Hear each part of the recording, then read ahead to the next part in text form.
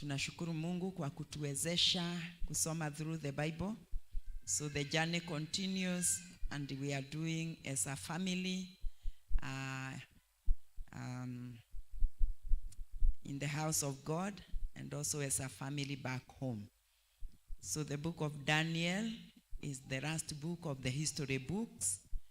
And I want to believe, kama kungekuwa na time ningekuuliza how many history books we have read. And I think we shall have a time of questions too. So the author of the book of Daniel, kwa sababu ya time, is Daniel himself. And the name Daniel means God is my judge. There is a lot of history about Daniel. Daniel was taken as a captive to Babylon in the first exile that was taken by Nebuchadnezzar. He was a youth and he was among the noble group. He excelled in Babylon in godly wisdom to the extent that he became one among the wise men of his kingdom. He rose to the highest realm of leadership, being the third in the empire. You can read that in Daniel chapter 5, verses 29, and Daniel chapter 6, verses 1 to 3.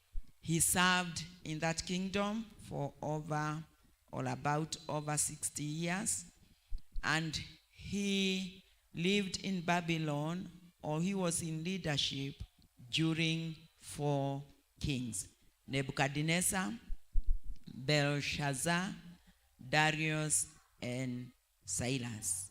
You get those names as you read the book. The book of Daniel is about kings and kingdoms and thrones and dominions, and it is a historical record. It is also a book that is severally quoted in the New Testament, and even Jesus himself referred to the book of Daniel.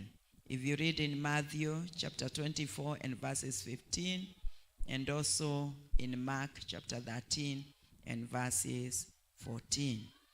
It is also a key prayer in the book of Revelation, as it is the book of unveiling the secrets or the hidden things of God.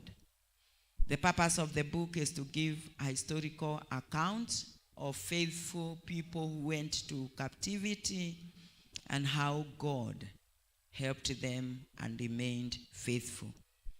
When you read the book of Daniel, it has many key verses, and maybe you can make note of some of these verses.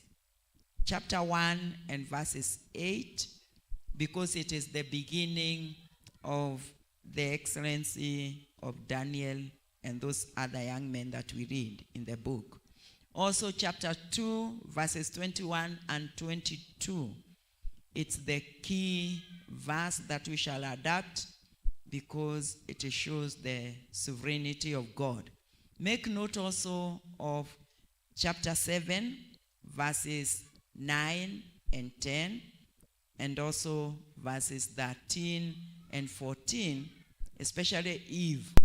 You love prophecies because during the time of Daniel, he prophesied about the second coming of Jesus Christ, the ancient one of times. The outline of the book is divided into 2 parts. Part A in the part 1 runs from chapter 1 to chapter 6.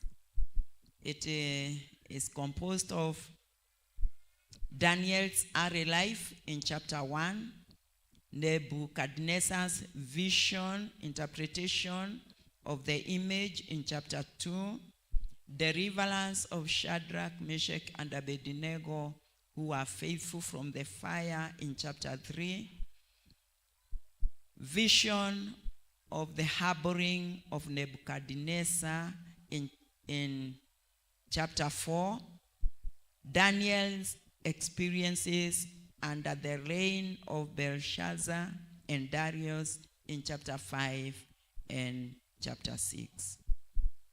Part B, you will read, or we are going to read, Daniel's visions, and these visions refer to the future from chapter 7 to chapter 12. It is composed of the vision of the 4 beasts in chapter 7, prophecies on defeat of Persian kingdom by the Greeks, and also the desecration of the temple in chapter 8. Then prayer and prophecy of the 70 weeks, which is future prophecy in chapter 9. And then the final vision, which runs from chapter 10 to chapter 12. The book has many insights. I've written 3, or I have taken 3. The sovereignty of God. As you read the book of Daniel, you see the sovereignty of God.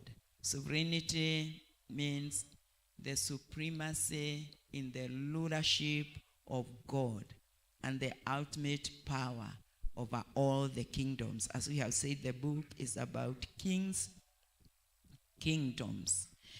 Number 2, it is an encouraging book never to lose hope, even when we are going over difficult times, because God never loses control over issues, over situations, and even the things that seem out of control.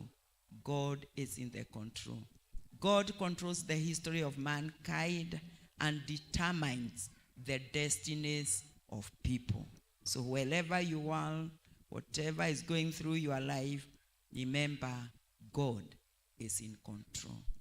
Number 3, and as I wrote this point, I really want to thank God. It's not by coincidence that we are reading the book of Daniel in the time that we have purpose to pray, fast, and seek the face of God. Daniel is also a book of prayer.